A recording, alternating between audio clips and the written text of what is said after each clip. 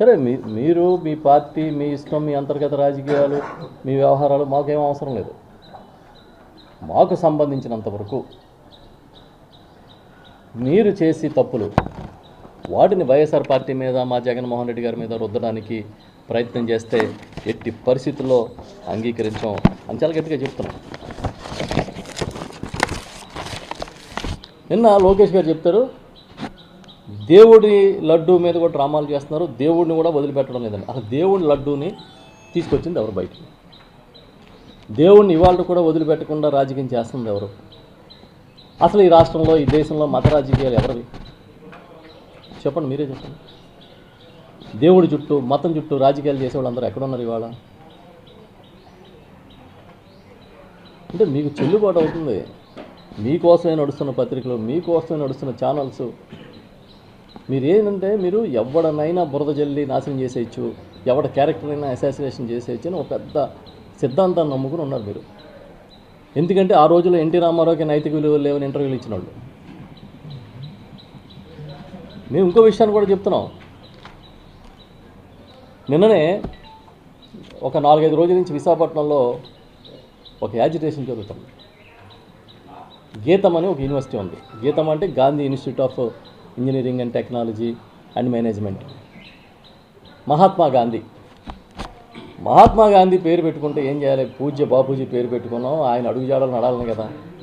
ఆయన ఆస్తులు జీవితాన్ని దేశం కోసం తారపోస్తే ఆ పేరు పెట్టుకుని ఎకరాలకు ఎకరాలు కబ్జా పెట్టేశారు. ఎవరు కబ్జా పెట్టారు అంటే చంద్రబాబు నాయుడు గారి కుటుంబం. చంద్రబాబు నాయుడు గారి కుమారుడు లోకేష్ తోడల్లుడు విశాఖపట్నం సిట్టింగ్ ఎంపీ భరత్ గారు. ఆ భరత్ గారు గీతం యూనివర్సిటీకి చైర్మన్.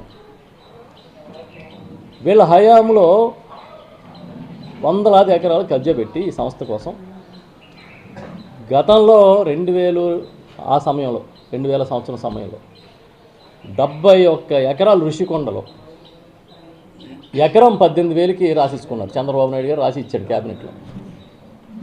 అయిపోయింది కదా.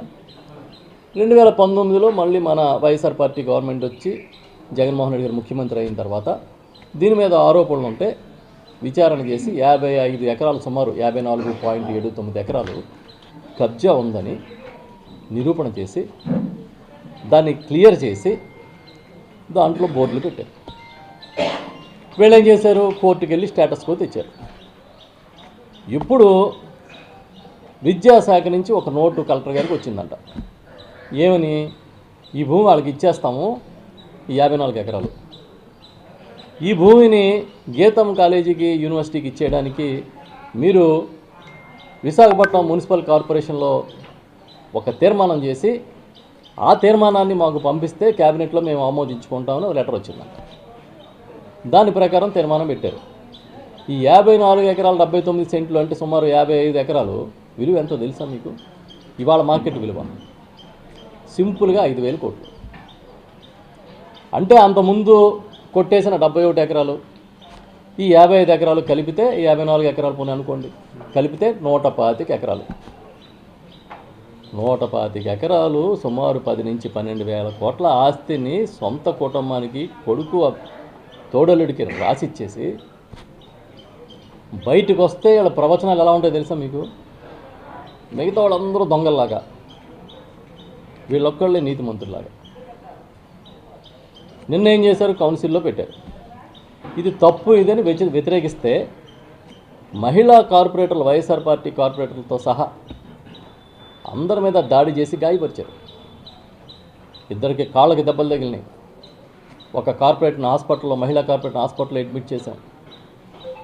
ఈ రోజున ఎలాంటి పరిస్థితి ఉందో తెలుసా? విశాఖపట్నంలో ప్రశాంతతకి మారుపేరు లాంటి విశాఖపట్నంలో భూముల కబ్జాకి తెగబడి మేయర్ స్థాయిలోని వ్యక్తులే ఫ్లో లీడర్ని కాలర్లు పట్టుకుని తోసేసి మీ ఇష్టానుసారం తీర్మానం చేసుకున్నారు. పోనీ ఇంత పెద్ద కబ్జా జరుగుతుంటే ఏ ఒక్క నాయకుడైనా ఇది కబ్జా కాదని చెప్పే ధైర్యం మీకుందా? కూటమిలో నాయకులకి. చిత్రం ఏంటంటే బీచ్ రోడ్డుకి లెఫ్ట్ సైడ్ గీతం university, right side tourism complex ఒకటి గెస్టుల కోసం జగన్మోహన్ రెడ్డి గారు అధికారంలో ఉన్నప్పుడు సుమారు 250 కోట్లు పెట్టి కడితే దానికి జగన్ ప్యాలెస్ అంటారు వీళ్ళు. అది ప్రభుత్వం కట్టింది అద్భుతంగా. ఎవడో ప్రధానమంత్రి గారు వచ్చినప్పుడు, లేకపోతే ఒక రాష్ట్రపతి గారు వచ్చినప్పుడు, లేకపోతే ఒక ముఖ్యమంత్రి గారు వెళ్ళినప్పుడు ఒక హుందాగా అక్కడ ఉండడం కోసం కట్టిన భవనాలు. దాన్ని పోనీ వీళ్ళు వాడుకోవచ్చు కదా. వీళ్ళు వాడరు, ఎందుకంటే జగన్ గారు కట్టారు కాబట్టి అందులో వీళ్ళు కూర్చుంటే రోజు జగన్ గారే గుర్తొస్తాడు. జగన్ గారు మర్చిపోవట్లేదు వీళ్ళు. జగన్ గారు గుర్తు రాకూడదంటే ఆ వాడకూడదని చెప్పి ఏదో ప్రైవేట్ హోటల్కి రాసి ఇచ్చేస్తారంట. ఈ పక్కనేమో సొంత కుటుంబానికి, ఆ పక్కనేమో ఓ ప్రైవేట్ హోటల్ యాజమాన్యం. అది అయిన తర్వాత మాట్లాడదాం ఎవరో రాసి ఇచ్చేస్తారంట. ఇంకొకటి ఎకరం 99 పైసలు విశాఖపట్నం రేటు. ఏంటంటే ఎకరం 99 పైసలు కాదు, మొత్తం భూమి 99 పైసలకి ఇచ్చేస్తాను ఎవడు అడుగుతాడు అంటున్నాడు లోకేష్. చెప్పండి. పోనీ మీరు గజం 99 రూపాయలకి పేదలకి ఇల్లు కట్టుకోవడానికి ఇస్తారా? జగన్మోహన్ రెడ్డి గారు అధికారంలో ఉన్నప్పుడు 32 లక్షల ఇళ్ల స్థలాలు ఇచ్చి పేదలకి వేలాది ఎకరాలు, సుమారు 60,000 ఎకరాల పైన పేదలకు ఇళ్ల స్థలాలు ఇస్తే అది తప్పంట. అధికారంలోకి వచ్చాక సొంత కుటుంబానికి వందలాది ఎకరాలు రాసేసుకుంటే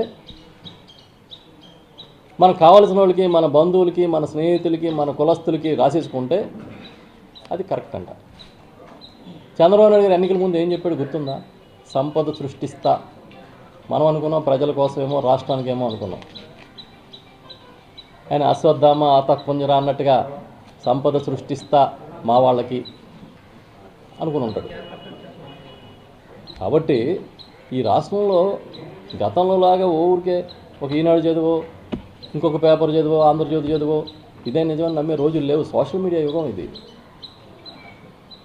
ఇప్పుడు మాట్లాడేమనుకోండి, చూడండి రాంబాబు గారి మీదో, కరుణాకర్ రెడ్డి గారి మీదో, లేకపోతే రజనీ గారి మీదో దాడులు చేసినట్టుగా మిగతా వాళ్ళ మీద కూడా దాడులు చేస్తారు, కేసులు పెడతారు. జగన్ గారి బర్త్డేకి కోడికి వస్తే కేసు, మేకనికి వస్తే కేసు.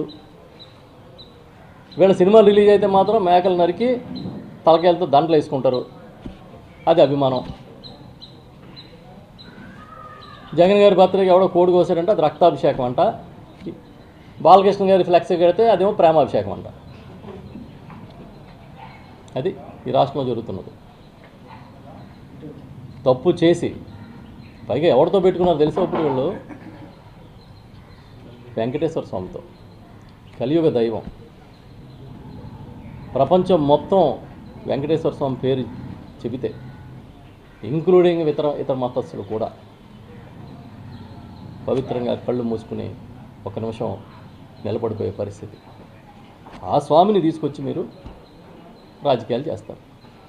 ఏ డయాస్ అన్నా అవ్వచ్చు. మీరు దావోస్ దగ్గర నుంచి లోకల్ కాకినాడ దాకా ఎక్కడ ఏ మీటింగ్ పెట్టినా అది కార్యకర్తల మీటింగా, పెట్టుబడిదారుల మీటింగా, అధికారుల మీటింగా, ఐఏఎస్ల మీటింగా, ఏదైనా మీటింగ్లు, ఏ చివరికి స్కూల్ పిల్లలతో మీటింగ్ పెట్టి కూడా జగన్ అనేది పెడుతున్నారు. ఎంత జగన్ అంటే మీకు ఎంత భయం. జగన్ నామస్మరణ లేకుండా మీకు పొద్దు పోవట్లేదు. ఒక్కరోజు కూడా ఈ తెలుగుదేశం పార్టీ తండ్రి కొడుకులు కానీ లేకపోతే ఇతర నాయకులు కానీ చూడండి పరిస్థితి.